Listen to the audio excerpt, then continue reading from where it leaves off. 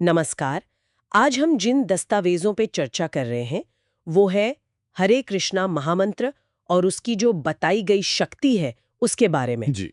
और इनमें एक आम चिंता उभरती है कि भाई आज की भागदौड़ भरी जिंदगी में जब समय बहुत कम है तो ज्यादा से ज्यादा आध्यात्मिक फायदा कैसे उठाया जा सकता है। सही सवाल है। और इन दस्तावेजों में इसी का जवाब ढूंढने की कोशिश है, जिसमें शिव पार्वती संवाद है, पद्म पुराण का जिक्र है और कुछ दिलचस्प गणित भी है। हाँ, गणित। तो चलिए इस विषय की गहराई में उतरते हैं। शुरुआत कहाँ से करें? वो शिव पार्वती संवाद से? हाँ, वहीं से करते हैं। जैसा इन लेखों में बताया गया है, देवी पार्वती पूछती हैं भगवान शिव से कि राम नाम ये इतना शक्तिशाली क्यों माना जाता है। अच्छा, तो शिवजी क्या बताते हैं? शिव जी समझाते हैं कि सिर्फ एक बार राम नाम लेना वो विष्णु सहस्त्रनाम मतलब भगवान विष्णु के 1000 नाम उसके 3 बार पाठ करने के बराबर है। एक राम नाम बराबर 3 सहस्त्र नाम पाठ। ये तो अपने आप में काफी ज्यादा है। बिल्कुल, लेकिन बात यहीं खत्म नहीं होती। अच्छा, और क्या है? शिव जी आगे ये भी कहते हैं कि कृष्ण नाम का एक बार उच्चारण करना वो 3 बार राम नाम लेने के बराबर है। ओ, तो अगर एक राम नाम 3 सहस्त्र नाम के बराबर है और एक कृष्ण नाम 3 राम नाम के बराबर, तो मतलब एक कृष्ण नाम 9 सहस्त्र नाम पाठ के बराबर हुआ? बिल्कुल सही। गणित तो यही कहता है, 9 विष्णु सहस्रनाम पाठ के बराबर सिर्फ एक कृष्ण नाम। कमाल है। और यहीं पर शायद वो हरे कृष्ण महामंत्र की बात आती है। हाँ, यहीं पर हरे कृष्ण कृष्ण कृष्ण हरे हरे, हरे राम राम राम हरे हरे। स्रोत बताते हैं कि इसका उल्लेख पद्म पुराण में है और इसमें आप देखें तो ये दोनों ही नाम है, राम भी और कृष्ण भी। हाँ, है तो दोनों। कितनी बार है? इसमें कृष्ण नाम 4 बार आता है और राम नाम भी 4 बार आता है। अच्छा, कृष्ण 4 बार, राम 4 बार।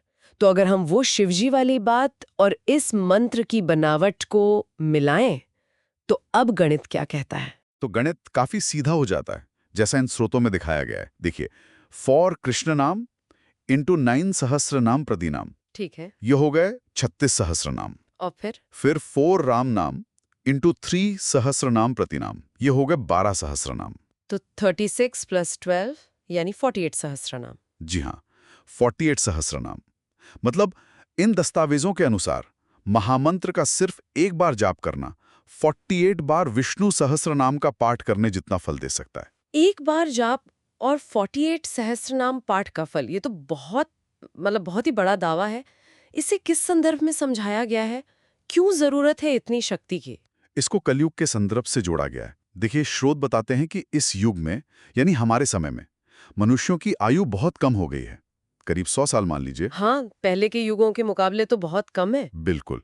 सत्य, त्रेता, द्वापर युग में तो हजारों लाखों साल आयु होती थी। तो आज जीवन छोटा है और ऊपर से ध्यान भटकाने वाली चीजें कितनी है। हर तरफ डिस्ट्रैक्शन है। सही बात है। इसीलिए इन दस्तावेजों का अनुसार भगवान चैतन्य महाप्रभु, जो 15वीं सदी के संत थे और भक्ति आंदोलन के मुख्य प्रचारक माने जाते हैं, और उनकी गुरु परंपरा जैसे श्रील प्रभुपाद ने, उन्होंने इस महामंत्र को कलयुग के लिए विशेष रूप से फायदेमंद बताया। अच्छा, क्यों? उनका तर्क था कि क्योंकि समय कम है और मन चंचल है, तो ये मंत्र कम समय में अधिक आध्यात्मिक लाभ देने का एक तरीका है। इसे एक तरह से भगवान की कृपा, उनका एक विशेष उपहार माना गया इस युग के लिए। एक तरह का एफिशिएंट तरीका कह सकते हैं इसे। हाँ, कह सकते हैं आध्यात्मिक एफिशिएंसी। और इन लेखों में भक्तों द्वारा रोजाना इस मंत्र की 16 माला जपने की प्रथा का भी जिक्र है।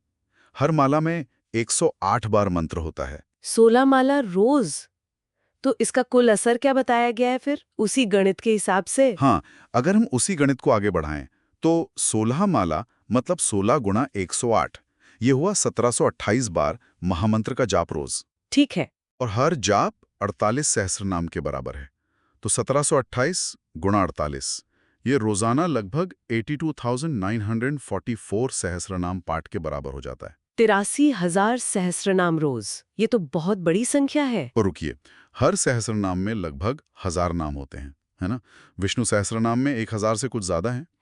तो अगर हम 82,944 को 1000 से भी गुणा करें तो ये रोजाना करीब 8 करोड़ 36 लाख भगवान नाम जपने के बराबर बताया गया है। 8 करोड़ से ज्यादा नाम रोजाना सिर्फ 16 माला जपने से?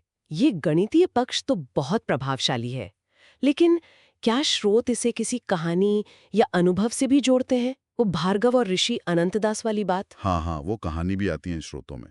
बताया गया है कि भार्गव और ऋषि अनंतदास भी इसी बात से चिंतित थे कि भाई जीवन छोटा है, पुण्य कैसे कमाएं, समय कम है। अच्छा, उनकी भी यही चिंता थी। जी, तो जब उन्हें यही गणना समझाई गई कि कैसे एक महामंत्र जाप 48 सहस्त्र नाम के बराबर है, तो कहते हैं उनकी चिंता दूर हो गई। उन्हें लगा कि हाँ, ये संभव है, ये रास्ता है। उन्हें इस मंत्र की शक्ति पर और भक्ति के इस मार्ग पर विश्वास हुआ। तो ये दिखाता है कि ये गणना सिर्फ अंक नहीं है, ये एक तरह का आश्वासन भी है। तो संक्षेप में कहें तो ये स्रोत हरे कृष्ण महामंत्र को एक तरह का बहुत ही सघन कंडेंस्ड आध्यात्मिक अभ्यास बता रहे हैं, जो खासकर आज के समय के लिए आसान और शक्तिशाली माना गया है। बिल्कुल। दावा यही है कि नियमित जाप से कम समय में बहुत ज्यादा आध्यात्मिक लाभ मिल सकता है, जो करोड़ों देवी देवताओं के नाम लेने के बराबर है, जैसा वो गणना दिखाती है। ये एक बहुत ही शक्तिशाली तरीका बताया गया है। और यहाँ ये भी कहा गया है कि ये कोई बोझ या जटिल प्रक्रिया नहीं है, बल्कि ये भगवान की कृपा और सरल भक्ति का मार्ग है। हाँ, जोर सरलता और कृपा पर है। तो सोचने वाली बात ये रह जाती है कि इस तरह के अभ्यास को, जिसे इतनी शक्ति और सरलता के साथ प्रस्तुत किया गया है, अपनी इस भागदौड़ भरी आधुनिक जिंदगी में शामिल करने का आध्यात्मिक जुड़ाव खोजने के लिए क्या मतलब हो सकता है? ये एक विचारणीय प्रश्न